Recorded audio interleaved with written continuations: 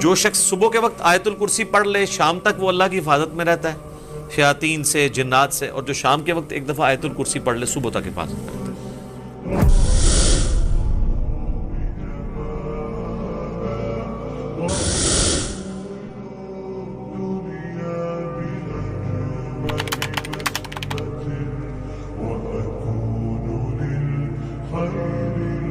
اللہ لا الہ الا ہو، اللہ ہی ہے وہ کہ نہیں ہے کوئی معبود سوائے اس کے۔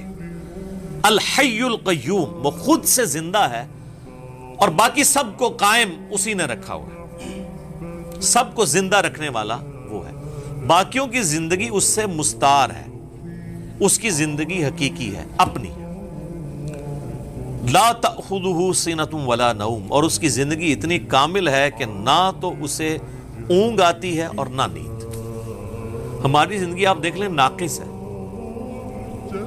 ہم 24 گھنٹے کے اندر ایک دفعہ ضرور مر جاتے ہیں۔ موت نیند کی بہن ہے نا، اسی لیے آپ دیکھیں آپ کو جو رات کو سونے کی دعا سکھائی گئی ہے صحیح بخاری میں، اللہم بسمک اموت و احیا، اور اللہم باسمک اموت و احیا، دونوں الفاظ درست ہیں، تیرے نام سے زندہ ہوتا ہوں اور مرتا ہوں۔ اور صحیح بخاری میں جو صبح اٹھنے کی دعا ہے وہ تو ہے ہی ہے، اس میں تو ڈائریکٹ کلیئر ہو گیا۔ یہاں تو پھر بھی کوئی کہہ سکتا ہے کہ ایمبیگوٹی ہے کہ یہ اس نیند کا بھی ذکر نہیں ہے، لیکن اس میں تو واضح ذکر ہے، الحمدللہ الذی احیانی بعد ما اماتنی، یا احیانا بعد ما اماتنا، جمع کے سیغے سے ہو، وَإِلَيْهِ النُّشُورُ، تمام تعریفیں اس ذات کے لیے جس نے ہمیں مرنے کے بعد دوبارہ زندہ کر لیا۔ پھر سورہ الزمر میں بھی آتا ہے کہ اللہ تعالیٰ ہی ہے جو رات کو جب تم سوتے ہو تو تمہارے نفس کو قبض کر لیتا ہے، پھر جس کو اپنے پاس رکھنا ہوتا ہے اسے روک لیتا ہے، جس کی باقی ہوتی ہے اس کو دوبارہ واپس بھیج دیتا ہے۔ تو نیند بھی موت کی ایک فارم ہے۔ ہماری جو زندگی ہے وہ بھی ناقص ہے، ہم ڈیپینڈنٹ ہیں اللہ کے اوپر، اس اعتبار سے کہ جب چاہے وہ سانس روک لے، اور اس اعتبار سے بھی کہ 24 گھنٹے میں ہمیں ایک دفعہ سونا ہی پڑتا ہے، ادروائز آپ اگلے 24 گھنٹے، دنیا کا ذہین ترین آدمی، دنیا کا طاقتور ترین آدمی کتنے گھنٹے جاگ سکتا ہے؟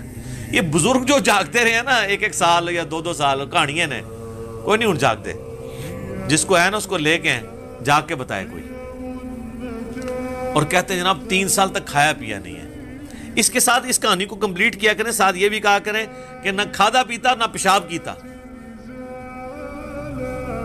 کیونکہ اگر کھایا پیا نہیں ہے تو پیشاب تو کھانے پینے کے ساتھ ہے نا، آپ کھانا پینا چھوڑ دیں پیشاب ختم ہو جائے گا۔ یہ ساتھ کیوں نہیں کہتے ہیں کہ 3 سال تک پیشاب بھی نہیں کیا، اور پھر اس طرح کا بندہ لے کے آنا ہے، اس کا جو ہم کریں گے نا وہ ہماری ویڈیوز میں ریکارڈ ہے، آج چھوڑ دیں۔ لہو ما فی السماوات و ما فی الارض۔ اچھا دوسرا ہے نیند نہیں آئے گی اور اس سے اونگ بھی نہیں آتی، یعنی اتنی کامل زندگی ہے کہ ایک لمحے کے لیے بھی جھٹکا نہیں آتا۔ لہو ما فی السماوات و ما فی الارض، اسی کے لیے ہے آسمانوں اور زمین کی بادشاہی۔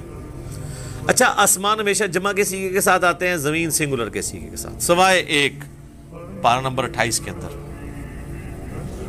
کہ اللہ نے 7 آسمان پیدا کیا اور اس کے مثل زمینیں بھی، چونکہ یہ اللہ تعالیٰ کی طرف سے ایک میریکل پلانٹ ہے روئے ارض، زندگی ابھی تک یہیں پہ دریافت ہوئی ہے جس زندگی کو ہم جانتے ہیں، اس لیے اللہ تعالیٰ اسپیشلی اس کا ذکر کرتا ہے۔ تو قرآن میں جب بھی آئے نا کہ آسمانوں اور زمین کی بادشاہت سے مراد پوری کائنات، من ذا الذی یشفع عندہ الا باذنہ، کس کی جرأت ہے کہ اللہ کے حضور کسی کی شفاعت اور سفارش کر سکے سوائے اس کے اذن کے؟ ظاہر ہے کسی کی جرأت نہیں ہے۔ دنیا میں سفارش یہ ہوتی ہے کہ کسی شریف آدمی کو پکڑ کے پولیس لے گئی ہے تو ایک وہاں کا بڑا آدمی جا کے سفارش کرتا ہے کہ جی آپ کو غلط فہمی ہوئی ہے، میں اسے شروع سے جانتا ہوں، بڑا شریف آدمی ہے۔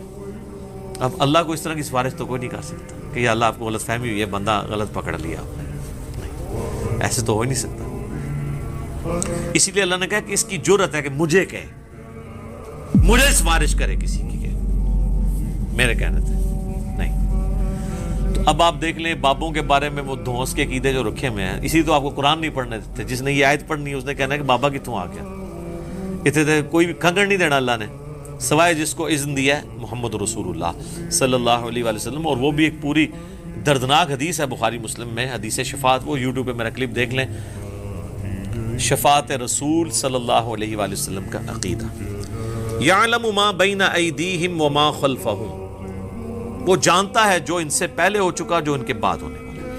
یعنی اللہ تعالیٰ ہمارا جس کی سفارش تم میرے پاس لے کے آؤ گے نا، مجھے پتا ہے اس نے پہلے کیا کیا اور آندہ کیا کرنا ہے، مجھے بتا رہے ہو۔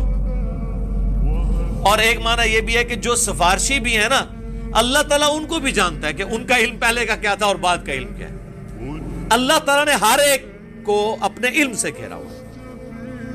وَلَا يُحِيطُونَ بِشَيْءٍ مِّنْ عِلْمِهِ إِلَّا بِمَا شَاءَ، اللہ کے علم کو کوئی نہیں گھیر سکتا سوائے اللہ تعالیٰ جس کے لیے چاہے تو اس کے اوپر کوئی علم آشکار کر لے۔ یعنی اللہ تعالیٰ کے علم کو کوئی اور مخلوق نہیں گھیر سکتی، اللہ نے سب کو اپنے علم سے گھیرا ہوا ہے، سوائے اس کے کہ وہ جو سورہ آل عمران میں بھی آتا ہے 179 نمبر آیت میں، کہ اللہ کی یہ شان نہیں ہے کہ وہ اپنے غائب کے اوپر کسی کو اطلاع دے سوائے اپنے پیغمبروں کے، اور تمہارا کام ہے اللہ اور اس کے پیغمبروں پر ایمان لاؤ۔ پیغمبر وہ ہستی ہوتی ہے کہ جس کو اللہ تعالیٰ غیب کی خبریں دیتا ہے، غیب کا علم دیتا ہے اتنا جتنا اس کے لیے پسند فرماتا ہے۔ علم الغیب کے اوپر میرا مسئلہ نمبر 6A اور 6B آپ دیکھ سکتے ہیں، اور ڈیٹیل ٹاپک ہے۔ تو جتنا جس کے لیے چاہتا ہے اللہ ظاہر فرماتا ہے، اور جس کے لیے نہیں چاہتا ظاہر نہیں فرماتا۔ اچھا، یہ اب بعض علم الغیب ایسے ہیں جو اللہ تعالیٰ نے انبیاء کرام کو دیے ہیں، اور بعض یہ ہیں جو ہمارے اعتبار سے وہ آپ سمجھ لیں ان سین علم ہے، لیکن جو کہ وہ فزیکل ورلڈ کے ساتھ تعلق رکھتے ہیں، اس لیے ہم اس کو علم الغیب کا لفظ تو نہیں بول سکتے، لیکن چھپے علوم ہیں۔ جیسے سائنٹیفک جو بڑے بڑے راز ہیں اس کائنات کے، وہ لوگوں نے دریافت کیے ہیں۔ میگنیٹک فیلڈ کا دریافت کرنا، کمپاس بنا لینا۔ فیراڈے نے آج سے 200-300 سال پہلے ہی ہوا ہے نا بجلی والا معاملہ، دنیا میں بجلی آئے ہوئے میکسیمم 150 سال گزرے، اس سے پہلے بجلی نہیں تھی۔ تو ایک انسان پہ اللہ نے راز کھولا ہے نا کہ اگر کسی کنڈکٹر کو میگنیٹک فیلڈ کے اندر موو کیا جائے تو اس میں وولٹیج پیدا ہو جاتی ہے، EMF انڈیوس ہو جاتی ہے۔ یہ فیراڈے کو اللہ نے راز سمجھا دیا نا، نیوٹن کو کئی ایک چیزیں باتیں سمجھا دی، آئنسٹائن کو سمجھا دی، تیل زمین سے نکل آیا، گھڑی بنا لی، اتنی ساری چیزیں ہیں، جہاز بنا لیے، جیٹ انجن بنا لیے۔ تو یہ اس کائنات کے راز اللہ تعالیٰ لوگوں پہ کھولتا ہے۔ وسع کرسیہ السماوات والارض، اسی کی کرسی نے آسمانوں اور زمین کو گھیرا ہوا ہے۔ ولا یؤودہ حفظہما، اور اللہ تعالیٰ کو زمین و آسمان کی حفاظت کرنا کوئی مشکل نہیں ہے، تھکا نہیں دیتی یہ چیز۔ وہو العلی العظیم، اور وہ بہت بلند ہے اور عظمت والا ہے۔